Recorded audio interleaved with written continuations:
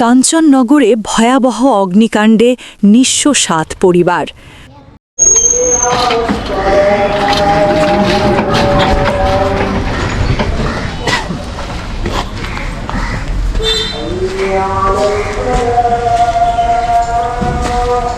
চোখের সামনে পুড়ে গেল জীবনের সব সঞ্চয়। ফটিকছড়ি উপজেলার ৭ নং কাঞ্চননগর ইউনিয়নের ৫ নং ওয়ার্ডে রুস্তম ফকির কেন্দ্রীয় মসজিদের দক্ষিণ পাশে মনু হাজির বাড়িতে আজ ৪ঠা জানুয়ারি রাতের শেষ প্রহরে ঘটে যায় এক হৃদয় বিদারক অগ্নিকাণ্ড। গভীর রাতে ঘুমন্ত মানুষের উপর নেমে আসে আগুনের অভিশাপ। মুহূর্তের মধ্যেই আগুনের লেলিহান শিখায় অন্তত ৭টি বসতবাড়ি পুড়ে ছাই হয়ে যায়। অগ্নিকাণ্ডে ক্ষতিগ্রস্ত পরিবারগুলো হল বদি আলম ও রুহুল আমিনের পরিবার, নুরুল ইসলামের পরিবার, নুরুল আলমের পরিবার, নুরু হোসেনের পরিবার, আম্বিয়া খাতুনের পরিবার, মহিনুদ্দিন ও মঈনুদ্দিনের পরিবারের কিছু অংশ।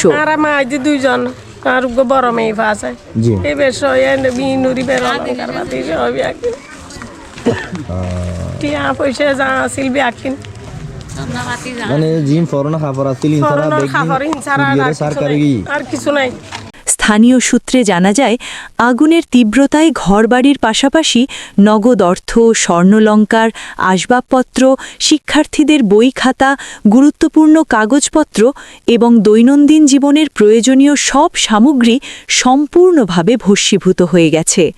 কোনো কিছুই রক্ষা করা সম্ভব হয়নি।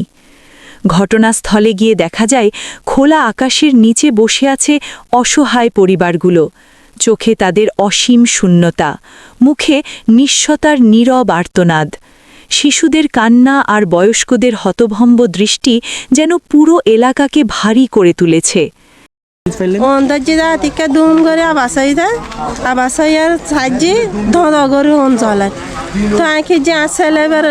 বাইরে গিয়ে আর ঢুকিবার জ্ঞানে গরম মধ্যে আর ঢুকি না পারি। ঘরের মধ্যে ঘুম গেছি, ঘুম যাওয়ার পরে 3টা বাজে আমার বাতিজি একটা সিলিতেছে যে বলতেছে যে এই আগুন ধরছে কোথায় আগুন ধরছে দেখছি, বাড়ি দেখছি আমাদের ফাঁসে ঘরটা জ্বলতেছে। আমাদের এক লাইনে 7টা ঘর আছে, 7টা ঘর মানে জলে ঘুরে ছাই গেছে। কেউ একটা লুঙ্গি সহ নিতে পারে নাই। আমি ঘরের মধ্যে আমার প্রায় 20 লক্ষ টাকার উপর আমি ক্ষতিগ্রস্ত। যেমন আমার 5 লক্ষ টাকা মতো আপনার ক্যাশ টাকা পুড়ে গেছে। আমার 3,50,000, আমার আম্মার ছিল 1,20,000। এরপর আমি ঘর করতেছি, ঘরের কাজ চলতেছে।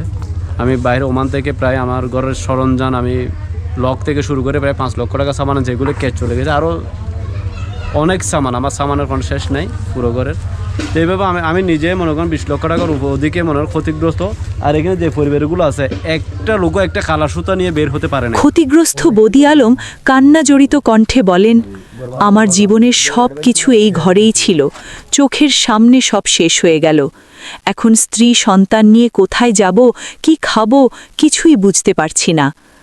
নুরুল ইসলামের স্ত্রী বলেন, রাতে আগুন দেখে শুধু সন্তানদের নিয়ে বের হতে পেরেছি। ঘরের ভেতর যা ছিল সব পুড়ে গেছে, এখন আমরা একেবারে রাস্তায়। আরেক ক্ষতিগ্রস্ত বলেন, সারা জীবনের কষ্টের উপার্জন এক রাতেই শেষ।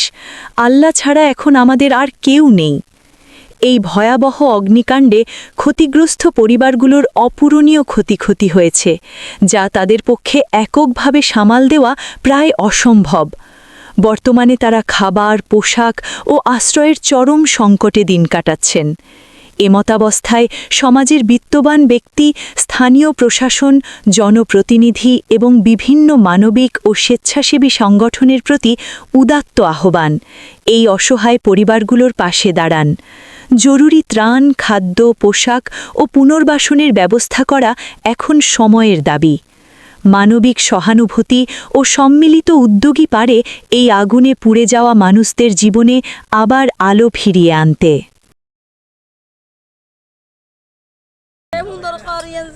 কিছু নাই, কিছু নাই।